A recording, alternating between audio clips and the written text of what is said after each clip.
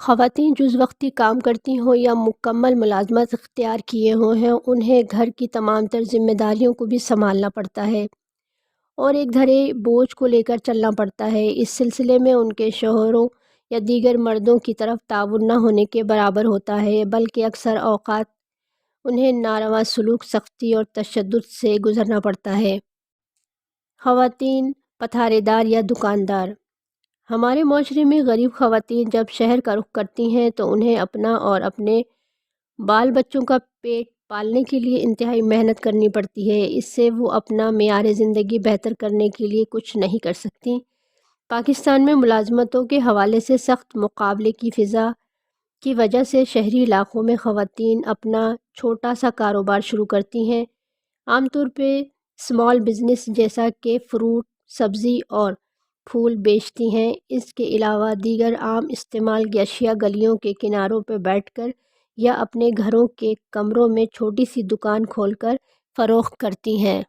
گھریلو ملازم خواتین۔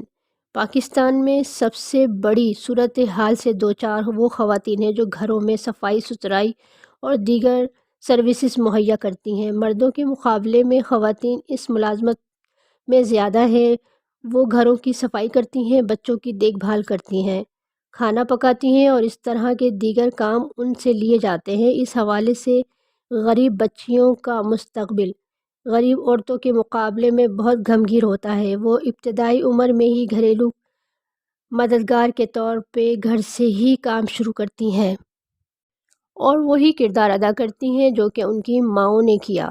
وہ اپنے ماؤں کا ہاتھ بٹانے کے لیے گھروں میں مزدوری کرتی ہیں اور اس طرح وہ محنت کی چکی میں پستی چلی جاتی ہیں، اور اس کے علاوہ کام کے دوران انہیں بے شمار مسائل کا سامنا کرنا پڑتا ہے۔ ایک research study alliance against harassment آسا کے مطابق 91% گھریلو ملازم خواتین جنسی ہراساں کی جاتی ہیں، لیکن وہ اس صورتحال کو برداشت کرنے پہ مجبور ہیں کیونکہ انہیں اپنی ضروریات زندگی کو پورا کرنا ہوتا ہے۔ اگر وہ اپنے اوپر ہونے والے ظلم کی شکایت کریں بھی تو غریب ہونے کی وجہ سے ان کی مناسب انداز سے داد رسی نہیں ہوتی۔ دیگر خدمات انجام دینے والی خواتین۔ پاکستان میں وہ غریب خواتین جو کہ دستکاری، درزی یا سیلون کا کام سیکھ لیتی ہیں، وہ اسے پیشے کے طور پہ اپنا لیتی ہیں۔ وہ اپنے ہاتھ سے بنی ہوئی اشیاء کو فروخت کرتی ہیں، اگرچہ کہ دستکار خواتین کی محنت سے بنائی ہوئی اشیاء کو انہیں اچھا معاوضہ نہیں ملتا کیونکہ ان کی اشیاء ماڈل میں خرید کر کے آگے مارکیٹ میں بیچتا ہے۔ اس کے علاوہ اکثر سڑک کے کناروں پہ چھوٹی بچیاں گاڑیوں کی صفائی کرتی ہوئی بھی نظر آتی ہیں جو کہ ان کا ذریعہ معاش ہوتا ہے۔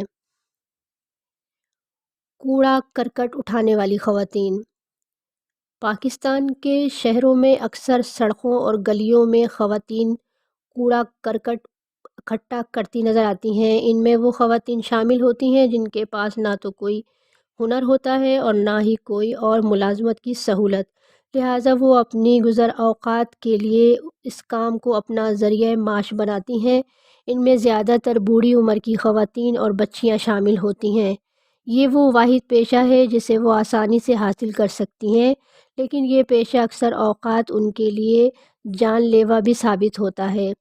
اس کی وجہ یہ ہے کہ اس کوڑا کرکٹ میں میڈیکل کا کوڑا بھی مل جاتا ہے۔ جب وہ اسے اکٹھا کرتی ہیں یا علیحدہ کر رہی ہوتی ہیں تو اس وقت یہ ایڈز، ہیپاٹائٹس اور دیگر خطرناک بیماریوں کا شکار ہو جاتی ہیں۔